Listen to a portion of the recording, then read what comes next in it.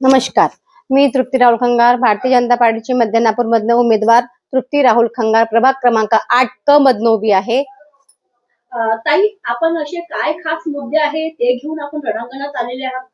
हे लोकांच्या ज्या समस्या होत्या ते मी गडर, नाल्या, पाणी गडर, प्यायचं पाणी बरोबर नाही यायचं, खराब यायचं आणि लोक ते येत होते आमच्याकडे. तर आम्ही मग ते म्हणाले की कसं करायचं, काय करायचं. तर आम्ही त्यांच्यासाठी समस्या म्हणून एक लोकांना म्हणजे रोड वगैरे, नळाची सोय, पाण्याची सोय सगळ्या गोष्टी आम्ही करून आणि त्या लोकांनी आम्हाला उत्साह दिला की तुम्ही आमची समस्या तुम्ही सॉल्व्ह करू शकता. म्हणून मी ह्या करिता मी पुढे निघालेली आहे.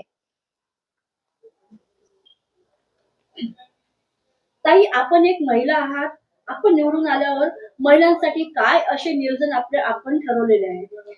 मी बचत गटच्या माध्यमातून महिलांकरिता काही काम वगैरे किंवा गृहोद्योग सुरू करून देईल आणि महिलांच्या स्वास्थ्यानुसार मी त्यांच्यासाठी शिबिर ठेवील. त्यांना कॅन्सर, ब्लड वगैरे जे काही हे आहे त्यांचा प्रॉब्लेम सॉल्व्ह करण्यासाठी मी समस्या त्यांच्या दूर करेल.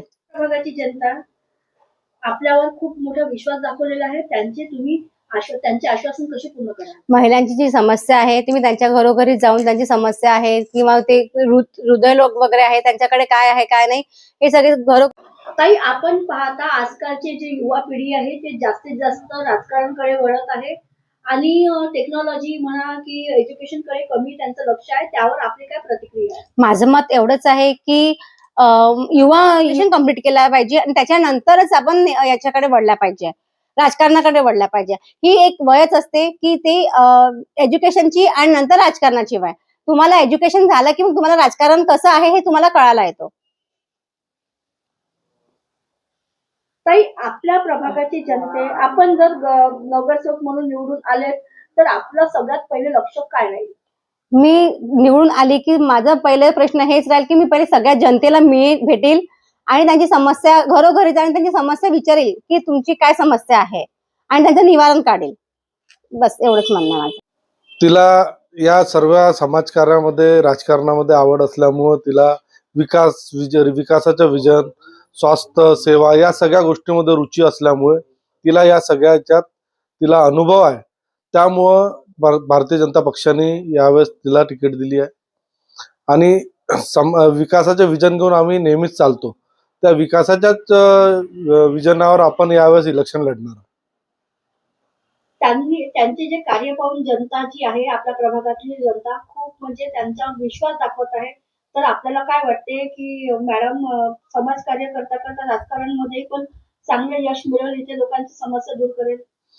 समस्याचा विषय असा आहे की आम्ही तिच्या माध्यमातून तेच करणार आहे का समाजकार्यासोबत आपण जनतेची सेवा करणं, स्वास्थ्य संबंध आणि लोकांच्या अडचणीवर त्यांच्या अडचणीवर मात करणं आणि या सगळ्या गोष्टींवर आपण पाहतो आहे की आजचं सगळ्यात मोठं म्हणजे महिलांसाठी गृह उद्योग वगैरे हा जो प्रकार आहे याच्यावर विशेष लक्ष देऊन ती समाजकार्याकडे विशेष लक्ष देऊन ती लोकांना आपल्या या समाजात काय केलं पाहिजे या सगळ्याबद्दल सविस्तर त्यांना रोजगाराचे साधन उपलब्ध करून देईल या प्रकारचं त्यांचं विजन राहील.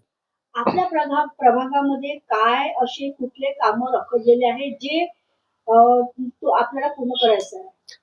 आमच्या प्रभागामध्ये गेल्या काही वर्षापासून आमचे जे आमदार वगैरे आहे त्यांच्या माध्यमातून आमच्याकडे नगरसेवक नसतानाही आम्ही पाहिजे तेवढे कामं करून घेतले आणि रखडलेले कामं तर कोणतेच नाही, पण मोठे मोठे जे प्रोजेक्ट आलेले आहे जसा बगीचाचा प्रोजेक्ट आलेला आहे, दादरापूर शाळेमध्ये स्विमिंग खूप मोठं इंडोर स्टेडियम आणि स्विमिंग पूल आपल्या इथल्या जनतेसाठी आपण ते आणलेलं आहे.